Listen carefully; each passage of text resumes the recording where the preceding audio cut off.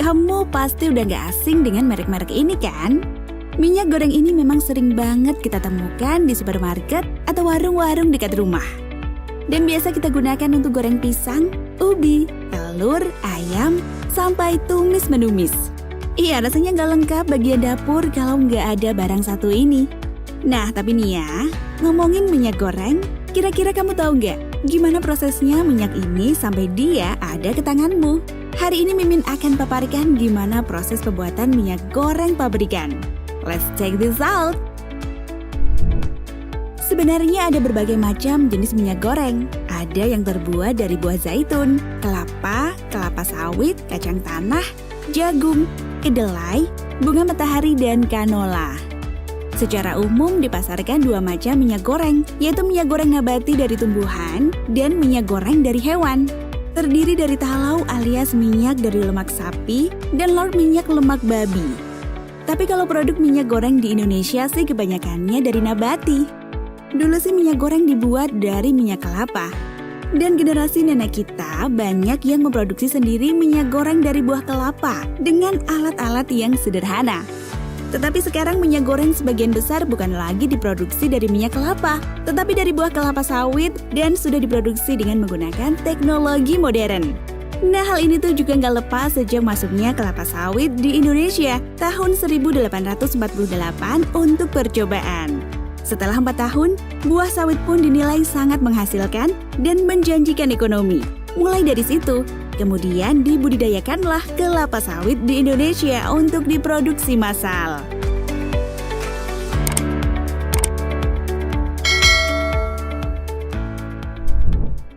Saat ini Indonesia sendiri adalah negara yang dikenal sebagai produsen kelapa sawit terbesar di dunia. Tercatat perkebunan kelapa sawit di Indonesia sudah mencapai lebih dari 14,60 juta hektar tersebar di hampir seluruh provinsi di Indonesia. Mulai dari Sumatera, Kalimantan, Sulawesi, dan sekarang sudah menambah Papua loh. Wow, besar banget kan? Kebun kelapa sawit emang menjanjikan. Secara nih ya, minyak sawit adalah salah satu minyak yang paling banyak dikonsumsi dan diproduksi di dunia. Karena minyaknya murah, mudah diproduksi, dan harganya juga sangat stabil, apalagi untuk ekspor.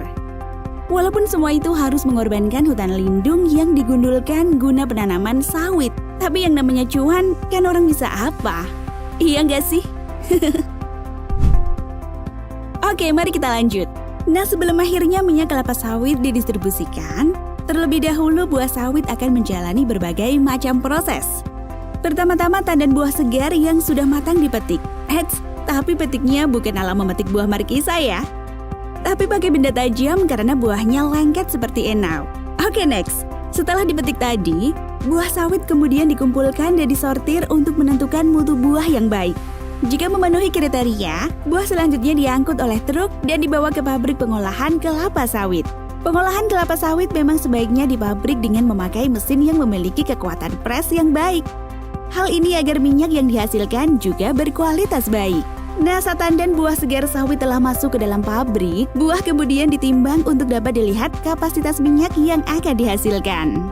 Selanjutnya, buah-buah dengan kualitas baik kemudian dikukus dengan uap air panas bertekanan 2,2 hingga 3 kg per cm untuk sekitar 90 menit. Tujuan dari perebusan ini berguna untuk sterilisasi dan membunuh enzim yang akan merusak hasil jadi dari minyak tersebut.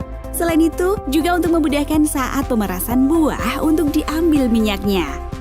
Perebusan buah juga memudahkan perontokan inti buah dari cangkangnya. Pada tahap perebusan ini juga sekaligus dilakukan pemisahan buah dari tandan menggunakan mesin thresher.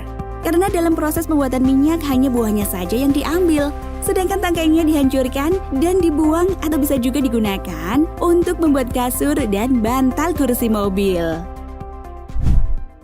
Sekarang ke proses selanjutnya yaitu pemerasan buah. Sesuai namanya, proses ini bertujuan untuk mengambil minyak buah dari biji sawit. Tapi sebelum buah diperas, terlebih dahulu buah TBS akan melewati mesin pencacah untuk melepaskan biji buah dan daging buah.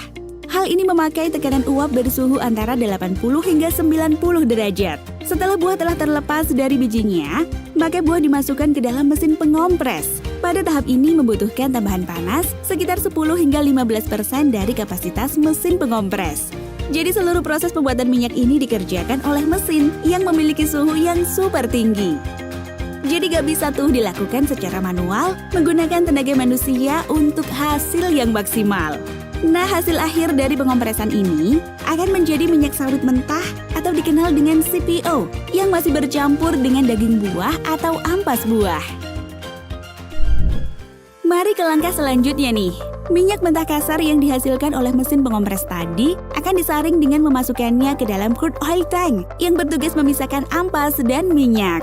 Ampas yang terkumpul pada saringan akan diolah lagi menggunakan mesin debory carper untuk mendapatkan kandungan minyak yang masih terdapat di dalamnya.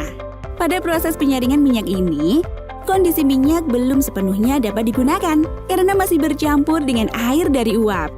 Sehingga butuh proses lagi untuk filterisasi agar sesuai dengan kadar minyak yang dibutuhkan. Nah, minyak mentah selanjutnya akan dimasukkan ke dalam tangki penyimpanan untuk memisahkan minyak dari airnya. Minyak yang telah terpisah dengan air belum 100% bebas air, jadi masih membutuhkan proses pemurnian lagi. Nah, cara pemurnian minyaknya itu dilakukan pada mesin vacuum dryer. Iya, seperti namanya. Mesin tersebut berfungsi mengeringkan alias membuang kandungan air yang masih ada, hingga volume minyak minimal atau di bawah ambang batas. Minyak yang telah melewati vacuum dryer ini sudah dianggap sebagai minyak murni dan dimasukkan ke dalam oil storage tank untuk kemudian dibawa ke bagian pengemasan. Pemurnian minyak juga umumnya dilakukan 2 kali nih guys, agar hasil pemurniannya benar-benar maksimal dan minyak goreng yang dihasilkan lebih jernih. Minyak yang telah melalui tahap pemurnian selanjutnya akan dimasukkan ke dalam truk muatan untuk dibawa ke pabrik pembuatan minyak goreng kemasan. Tapi sebelum tahap pengemasan, minyak murni tadi biasanya akan dipisahkan menjadi 2 kategori, yaitu padat dan cair. Nah, kalau yang padat biasanya dibuat menjadi mentega, sedangkan yang cair untuk minyak goreng. Untuk proses pemisahan ini biasanya akan memakan waktu belasan jam. Semakin lama prosesnya, semakin bagus hasil minyaknya. Semua proses ini dikendalikan oleh mesin-mesin canggih. Dengan teknologi tinggi, para petugas cukup mengontrol jalannya produksi di depan komputer. Wih, canggih bener kan? Nah, setelah proses pemisahan yang padat dan cair, selanjutnya minyak goreng akan didiamkan hingga mencapai suhu ruang. Kalau udah, minyak goreng siap dikemas. Proses pengemasannya pun ada 2. Iya, ada yang menggunakan plastik dengan ukuran 1-2 liter, dan ada juga jerigen yang dapat menampung hingga 5 liter. Nah, kalau udah gitu, selanjutnya minyak kemasannya akan didistribusikan ke luar negeri. Ada juga yang supermarket dalam negeri, kios, warung kaki lima, dan hingga masuk ke dapur kita untuk digunakan berbagai macam hal. Nah, kalau kamu gimana? Apa yang biasa kamu lakukan dari olahan minyak sawit?